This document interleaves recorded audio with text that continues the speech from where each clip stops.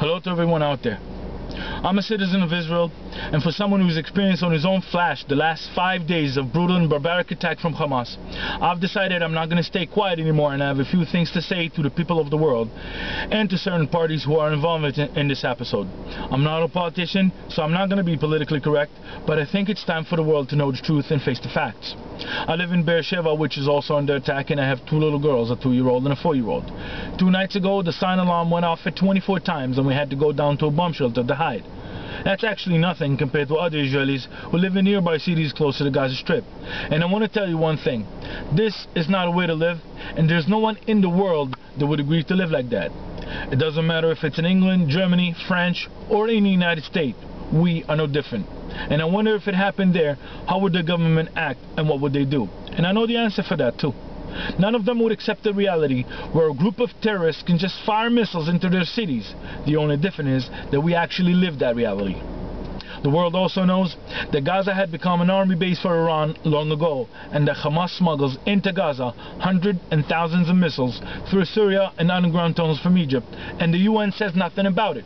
And the question is, why? If they are buying rockets and missiles, trust me, it's not because it's a collector's item. It's because they want to use it against us as they do right now.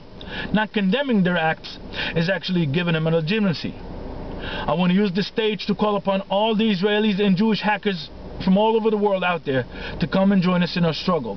The Jewish brain that invented us the Iron Dome needs your help on this one. I want to say to the people of Egypt and their president, Mr. Morsi, your president was elected thanks to a revolution that took place in Egypt not too long ago. That revolution actually was successful thanks to a Jew named Zuckerberg who invented Facebook, is it not? And just so everyone knows, the Jews and the Israelis of today are also not what they used to be, and we don't need to be reminded by anyone about our past. We know our roots, and we know who we are. We are the sons of Hashem, the sons of Abraham, Isaac, and Jacob, and we know our history.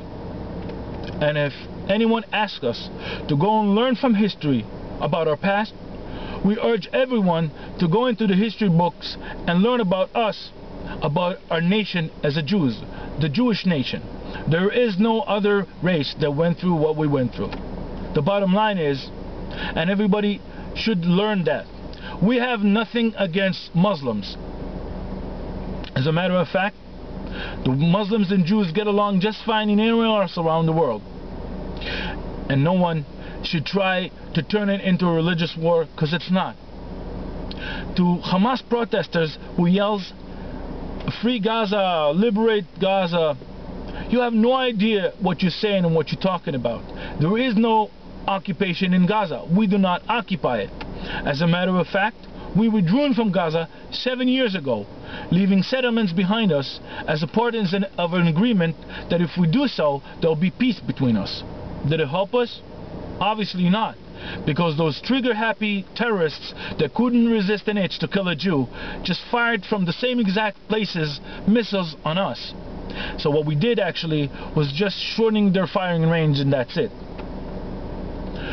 If you want to know the truth, and if you want to face the facts, you might want to ask the people of Gaza themselves, and they'll tell you. We let into Gaza over 200 full trailer trucks filled with food and medication every day, even now that we are being attacked.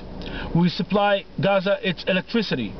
We let over 10,000 men come into our country so they can work and actually earn a decent salary so they can bring food to their families.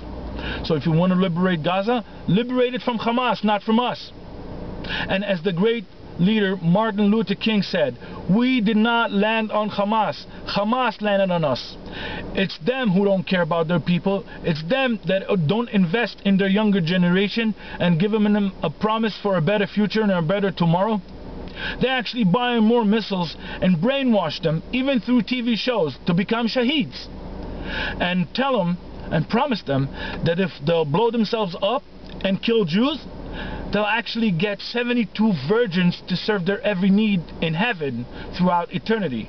Now you tell me, how fucked up is that? So the bottom line is, Hamas doesn't realize that the world is fed up with his "we're miserable" whinings. The world knows that Hamas is a wolf wearing a sheep's skin, And the world is not naive anymore. The world have much better things to worry about and take care of, like the economy crisis is going on in Europe right now. And if Hamas was elected by his people to represent them, fine. They should take care about their people, they should restrain their organization, and they should give up on one idea: to win against us and to throw us out of here. Because they can't and they never will. I want to say thank you to everyone out there throughout the world that supports us. Thank you for having our back.